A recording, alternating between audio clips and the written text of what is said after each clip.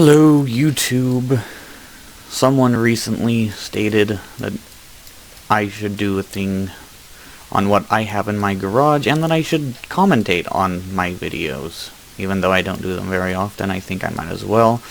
Although there may be static, and that's because of my headset, because the sound goes into my headset, and I also speak out of my headset, and it can echo. So if that's happening, that's why. So, I've got a number of tanks. I only have 5 open garage slots, and probably will be just saving those for tanks I like. So I've got the M4 Sherman to start off. I'm hoping to go down to the Easy 8 and then right on down to the Patton eventually. That'll take forever though. I've got myself the M7, which is a medium tank. It's the American. And it will take me down this line to the T57 Heavy, which I heard is very good, because the American autoloaders are supposed to be really good. Good penetration and everything. This is a T1 Heavy. This tank I have a love-hate relationship with. It's good, but it's also bad. Mostly the side armor. As you can see, turret armor 83 millimeters, 83 millimeters, and then for the hull, it's got 44 millimeters on the sides, 41 on the back. However, with the most American tanks, the turret armor, this front part where the turret mantlet is generally the most heavily armored spot of the tanks for Americans, especially for their heavies. So you always want to go hull down, which basically means you do not want to have any of this showing, just your turret, because your turret can take shots like no tomorrow. And this will take me down this line to the M6, T29, 32, M103, T110, E5. Which, American heavies are supposed to be decent, good tanks. T49 American Tank Destroyer. It's actually nowhere, yeah, it'll take me down the Hellcat. And then from the Hellcat, T25-2, 28, T28 prototype, T30, T110 OE4, or T110 E4. That tank, so there's 2 American Tank Destroyer lines. One is, when you hit tier 7, you become like a normal tank destroyer where there's no turret. But I wanted to go the turreted one because I've never done the turreted tank destroyers. All of them are always like this, the German Stug tank destroyer. I love the tank. As you can see, I've got 15,000 experience in it, but I need 31,000 to get to the flat Panzer, the Jagdpanzer IV. Which is right there, and it'll take me down to the Jagdpanzer E100, which I don't know if I'm going to get to, or I might stop at the Jagdtiger. I'm probably saying that wrong, but... And then Crusader, British light tank. Gonna probably, I do want to go down this, but I will probably keep the Cromwell, because it sounds like just such an amazing tank. 64 km/h speed limit. It's got basically 15 horsepower to the ton. 34 degrees traverse speed. It's just a very maneuverable and hard-hitting tank. And you got the Churchill. This tank I got yesterday, and I free experienced through most of this stuff because it's just a really bad tank. Really, if you're going to take shots in this tank, you're going to want to have it angled into your side armor or directly in front. Specifically, you're going to want your hull, because as you can see, 177mm hull armor. Nothing. Tier 5, 6, or 7 is going to penetrate 177mm. Just, unless they're using, like, armor-piercing composite rigid or heat shells. AT-2 British Tank Destroyer. They're like they're generally kind of slow and not maneuverable, but they're the most heavily armored tank destroyers in the game. And then you get to this beast, which is pretty much able to just destroy anything that gets within its sights. That's a tank I want. Panzer 3-4, German medium. Almost out of here. Gonna head down for the Leopard 1, which is right there, because that tank is basically a tier 10 version of the Cromwell.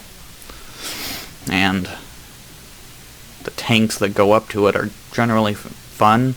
These ones I heard are okay. This one I heard is okay. This one I heard is horrible though. But this one I've heard is like probably the people would call it overpowered, but I don't think it is. I think it fits perfectly into the role which it was built for, which was fast moving and shooting people. I mean, it's only got 30 millimeters of armor. It's not gonna stand to any kind of shots though. Panzer 4. This tank is going to take me in two directions. It'll take me down this line to get to the Mouse, and it'll take me down this line to get to the Tiger. Well, King Tiger, Tiger 2. Because I'm probably just going to stop there, because I heard these ones are meh. Definitely want to get that tank, though.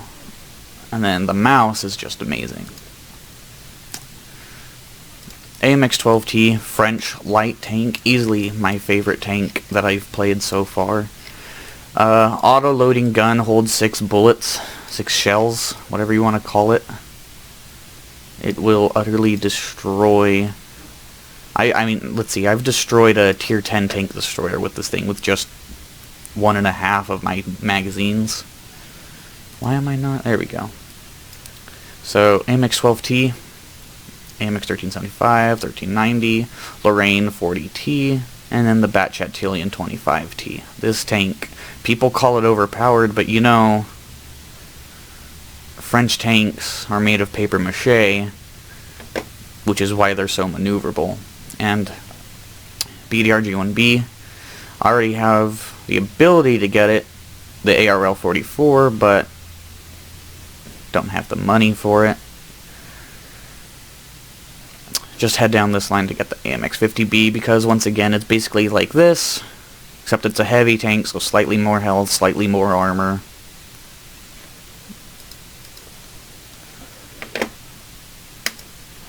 French tank destroyers, the Soma SAU-40. I hate this tank with a passion. It's just utter trash, but this tank, bathtub tank over here, is supposed to be good. This tank is supposed to suck, and then everything after this tank is just god tier tank destroyers. And then this tank, the AMX 13105 AM MLE 50, which means it was made in the year 1950. It is gonna take me down to the Bat Chatilian 15558. Why? Well, it's a freaking self-propelled gun or artillery piece that can go... Let me see here. Doesn't say. Here we go. 62 kilometers an hour speed limit, 36 traverse speed, and it's turreted, which means that you don't have to turn the entire frickin' tank to shoot at somebody. So, that's a plus. But yeah, I'm liking this tank. Almost got it pretty much deleted till I get that. KV-1, Russian heavy, first Russian heavy. And I plan on going down the T-150 KV-3 in just this straight line here. The reason why is I very rarely see these tanks, so I wanted to try them out, and it's a bit relatively easier, per se, because they're just heavily armored monsters. And most people go this line. Because specifically they go this line because of this tank right here, tier 6 heavy tank. hard to pen it unless you're another tier 5 or tier 6 heavy tank, and it can do about 400 damage a shot, which can one-hit pretty much any tier, pretty much anything below it. 1 to 2 hit it, depending on how well the penetration is. KV1, it's only stock, though. I haven't played it much.